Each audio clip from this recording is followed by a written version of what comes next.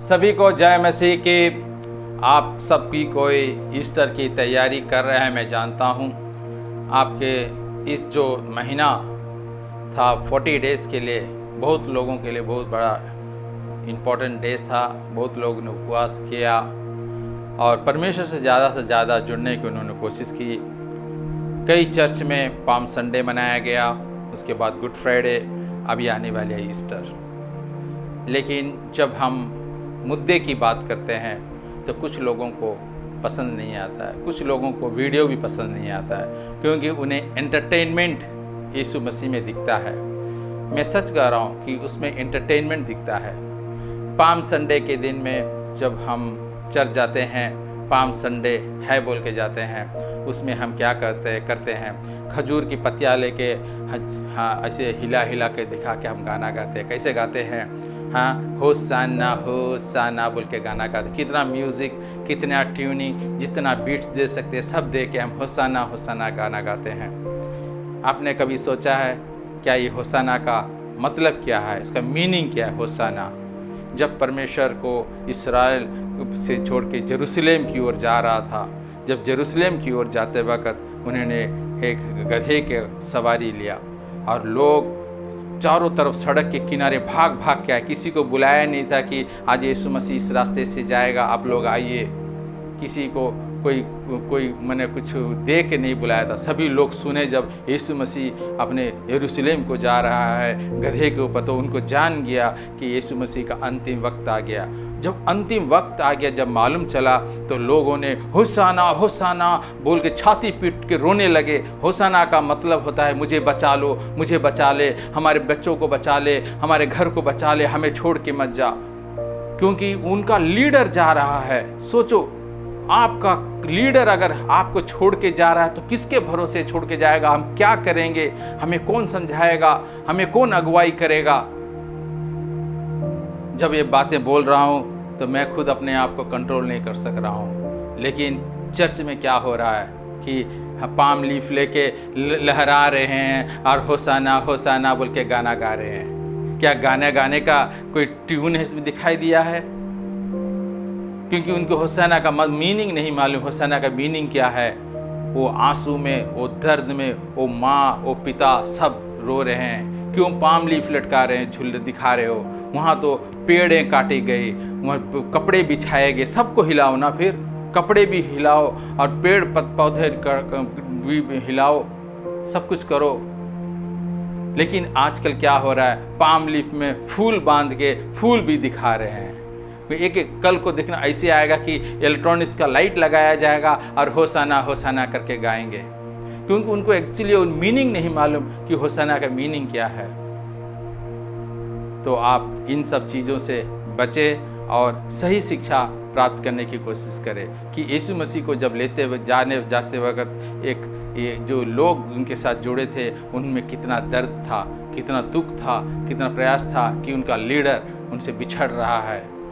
और कितने माँ, बहन, पिता, भाई सब रो के हरे बिलख रहे थे।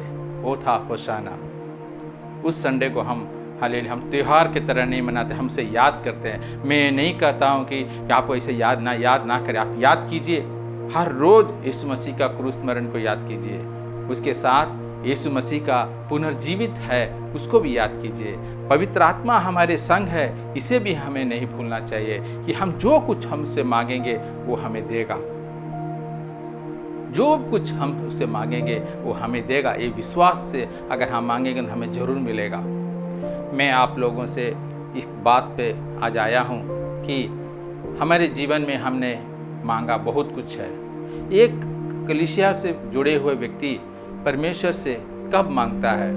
कभी आपने गौर किया अपने बच्चों को? क्या आपके बच्चे परमेश्वर से कुछ मांगता है? क्या आपके बच्चे कि कुछ परमेश्वर से जब प्रेयर करता है कि मुझे ये दे दो, वो दे दो, मांगता है? नहीं मांगता है। वो मांगेगा तो वो आपसे मांगेगा, आपने परमेश्वर से नहीं मांगेगा। मांगने का उम्र होता है, उस उम्र पे ही वो परमेश्वर से कुछ मांगता है।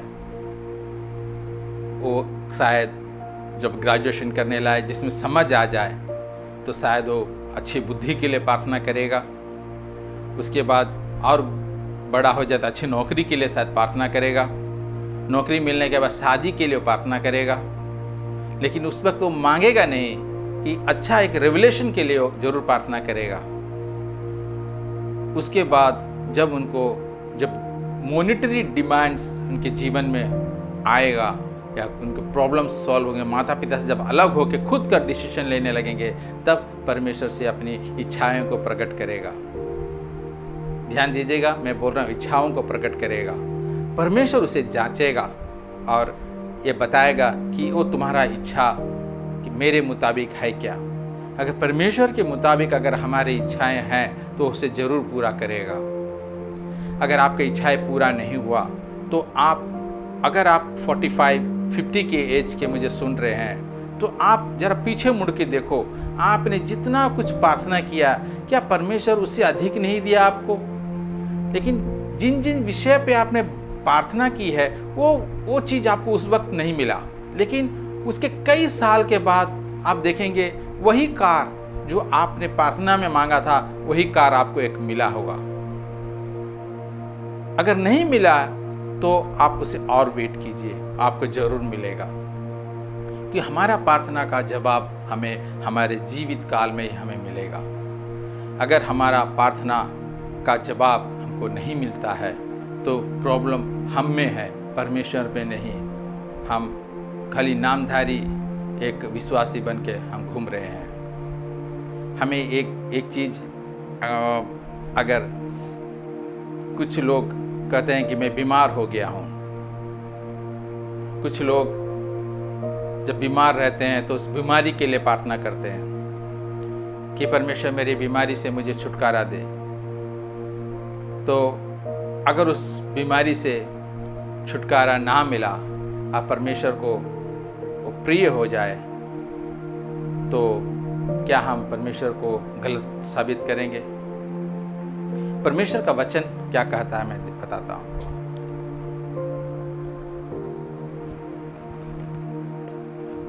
भजन संहिता 116 का 15 में, भजन संहिता 116 का 15 में कहता है, यहोवा के भक्तों की मृत्यु उसकी दृष्टि में अनमोल है। यानी कि यहोवा के दृष्टि में उनके भक्तों की मृत्यु अनमोल है। तो फिर हमें डरना किस बात की है? हमें उससे डरने की जरूरत नहीं है।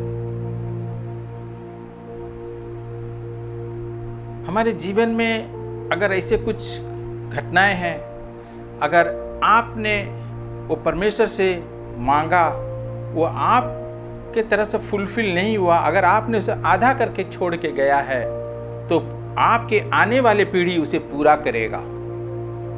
मैं एक उदाहरण देता हूँ। आप लोग, कितने लोग विलियम टाइडेल को जानते हैं? विलियम टाइडेल जो इंग्लैंड के रहने वाले व्यक्ति है, उनका जन्म 1994 में हुआ। 1994 से लेकर 1536 तक उनका जीवन काल रहा, जिनमें उन्होंने 1521 से लेकर अंतिम तक प्रभु की सेवकाई की। वो व्यक्ति अपने जीवन काल में परमेश्वर को लोगों तक पहुंचाने का कोशिश किया। क्या हुआ था उस वक्त बोले तो, कि जो फ्रंट लाइन जो क्रिश्चियंस होते हैं, जो कैथलिक्स होते हैं, पॉप लोग होते हैं, वो बाइबल को पढ़ने नहीं देते थे, बाइबल को माने उसकी परिभाषा करने नहीं देते थे। विलियम टाइडेल ने इसका भार संभाला। उसने चोरी छुपे से उनका स्क्रिप्ट चुरा के उन्हें लिखा। उसमें जो हिब्रू भाषा में लिखा था, ग्रीक और हिब्रू भाषा में ये जो बाइबल लिखा गया था, उसे उसने इंग्लिश में ट्रांसलेट किया। ट्रांसलेट करने के बाद कई पीढ़ा, ये इतना इजी नहीं था, कोई प्रेस वाले उसे प्रेस नहीं करते थे, तो उसने बहुत स्ट्रगल करने के बाद इसका कॉपी निकाले, हजार कॉपी इनको डिस्ट्रीब्यूट किया। वो भी डिस्ट्रीब्यूट करने के लिए उन्हें स्मगलिंग करते थे, उसका बाइबल का स्मगलिंग। सुनिए, बाइबल को स्मगल करके एक राज्य से दूसरा राज्य ले गया और वहाँ पर वो उसे स्प्रेड हुआ। तब ये पॉप लोग जो थे उसमें जाने कि ये जो विलियम है, ये भाई ने हमारा बाइबल को इसने इंग्लिश में ट्रांसलेट करके दुनिया में फैला रहा है, तो उसे दंड दिया गया। क्या दंड था मालूम है? पब्लिक के सामने उसे पकड़ के जलाया गया, उसे मार डाला गया और उसे जिंदा जला के उसके हस्तियों को दफना दिया गया। जब वो दंड सह रहा था, उस वक्त विलियम टाइडेल ने एक बात कही कि मेरे बाद एक राजा आएगा, मेरे बाद एक राजा आएगा, वो इसका परिभाषा करेगा। विलियम टाइडेल ने न्यू टेस्टामेंट लिखा था पूरा। उसके बाद एक राजा आएगा, उसे आगे भी उसको बाइबल को ट्रांसलेट करेगा, तुम में से कोई भी उसे छू नहीं पाएगा। उसने कहा ये बात। उसके 7 साल के बाद किंग जेम्स नाम का राजा आया। इसीलिए आप लोग देखते होंगे कि king James version Bible English में आते हैं। उस राजा ने कोई इच्छा जागृत हुआ कि बाइबल को ट्रांसलेट करे। अगर एक राजा अगर अपना उत्तर डाल दिया है तो उसे कौन छू सकता है? तो देखिए, मेरा कहने का यही मतलब था, अगर आपके जीवन काल में कोई भी चीज़, कोई भी अगर पूरा नहीं हुआ है तो आप ये सोच के आप दुखी होने की आपकी ज़रूरत नहीं है। ये आपके जीवन में एक रुकावट थी, वो ख़त्म हो गई। उसके बाद वो चीज़ जहाँ से आपने छोड़ा है उसे कोई ना कोई जरूर पूरा करेगा। ये विश्वास हमारे में होने की बहुत जरूरी है। बाइबल में लिखा है अगर आयु 70 से 80 साल तक है, उसके साथ में और एक वचन लिखा है कि मैं तुझे दीर्घायु से तृप्त करूंगा। ये दोनों वचन आपस में मेल नहीं खाता। एक जगह मैं एक वचन पढ़ लेता हूँ। भजन संहिता 90 का 10 में लिखा है, हमारी आयु के वर्ष 70 तो होते हैं और चाहे बल के कारण 80 वर्ष भी हो जाए। यानी बल के कारण, यानी दवा दारू के कारण अगर 10 साल अगर ग्रांट में मिल गया तो 80, 70 या 80, 70 के बाद दवा दारू करके 80 पहुंचा सकते हो खींच के, उतना है तो काफ़ी है, बाइबल करता है उस वक्त। लेकिन दूसरे साइड में ये बताते हैं कि मैं तुझे दीर्घ आयु से मैं तुझे तृप्त करूंगा। दीर्घ आयु से अगर आपको आपके जीवन में अगर परमेश्वर कार्य करना है कि unlimited years of living life अगर आपको जीना है, तो आप एक पेपर लीजिए, उसमें लिखो कि मैं परमेश्वर के राज्य के लिए मैं छत्तीसगढ़ जाऊंगा, परमेश्वर राज्य के लिए मैं उड़ीसा जाऊंगा, परमेश्वर राज्य के लिए मैं देश के अनेक कोने कोने प्रदेशों में जाऊंगा जहां की सुसमाचार नहीं सुना गया है। मैं उन प्रदेश में जाऊंगा जहां पर इंटरनेट नहीं है। मैं उन प्रदेशों में जाऊंगा जहां पर ज़्यादा सताव है। आप एक लिस्ट बनाइए, आप लिखिए कि मैं कलीसिया स्थापित करूंगा, मैं लोगों के बीच में सुसमाचार रोड में जाके सुनाऊंगा। आप एक लिस्ट बनाइए। वो लिस्ट इतना फेरिस लिस्ट इतना लंबा होना चाहिए कि परमेश्वर के लिए वो मुश्किल हो जाए कि आपको अनकम्प्लीट किए बगैर आपको छोड़ेगा ही नहीं। जब तक आपका ये लिस्ट कंप्लीट नहीं होगा, आप इस धरती से जाएंगे नहीं। इसी को कहते हैं कि आपको परमेश्वर दीर्घ आयु से तृप्त करेगा। आप खुद अपने काम से तृप्त हो जाएंगे कि बस हो गया मेरी सेवकाई, अब मुझे परमेश्वर के पास जाना है। जब आप खुद बोलेंगे उसको, तब आपको परमेश्वर अपने पास बुलाएगा। अगर हमारे पास कोई एजेंडा ही नहीं है, हमारे जीवन का कोई एजेंडा ही नहीं है, हम जा रहे हैं, खा रहे हैं, पी रहे हैं, चर्च जा रहे हैं, घर आ रहे हैं और हम परमेश्वर से हम दीर्घ आयु मांग रहे हैं। 70 के बाद हम दवा, मेडिसिन, डॉक्टर के विजिट करके इंश्योरेंस पॉलिसी सब लेके हम खींच के 80 तक लेके गए और हम किसके इंतजार कर रहे हैं? किसके लिए हम आगे बढ़ रहे हैं? हम ना घर के लिए कोई यूजफुल है, ना बाहर वालों के लिए हम यूजफुल है, ना परमेश्वर के राज के लिए हमको यूजफुल है। जब हम परमेश्वर के लिए हम कार्य करेंगे, अगर परमेश्वर ने हमारे जीवन में जो जो किया है अगर उसको लेके हम आगे बढ़ेंगे तो जरूर परमेश्वर हमारे आयु को भी आगे बढ़ाएगा और हमसे रुके हुए चीज हमारा वंशज उसे पूरा करेगा। ये बात आप लोगों को मैं कहना चाहता हूँ कि परमेश्वर के खाली होशाना होशाना बोल के गाना गाने से परमेश्वर के राज्य में कुछ नहीं होता, या गुड फ्राइडे में जाके उपवास करके जाके वाणी सुनाने से कुछ नहीं होता। परमेश्वर ने हमारे क्रूस में हमारा 2000 साल पहले, अगर 2024 साल बोले तो में अगर वो डिवाइड करेंगे 2000, लेकिन हजारों साल पहले क्रूस में जब मरा, परमेश्वर ने हमें अपना पवित्र आत्मा दे के गया। वो जीवित परमेश्वर है। आज हम कल अनादि हमारे संग रहने वाला है, हमारा हर काम को सुनने वाला, हमारे मन को जांचने वाला परमेश्वर है। इसीलिए इन 3 दिन में सिर्फ आप ये सोच के आप भूल ना जाए कि अभी परमेश्वर गुड फ्राइडे हो गया, अभी ईस्टर हो गया और हमारा कर्तव्य पूरा हो गया। नहीं, हमारा कर्तव्य और भी आगे है। हमें सुसमाचार लेके जाना है। सताव होगा, पीड़ाएं होंगे, सब कुछ होगा। हमें दूसरे जातियों से परमेश्वर हमें अलग कर देगा।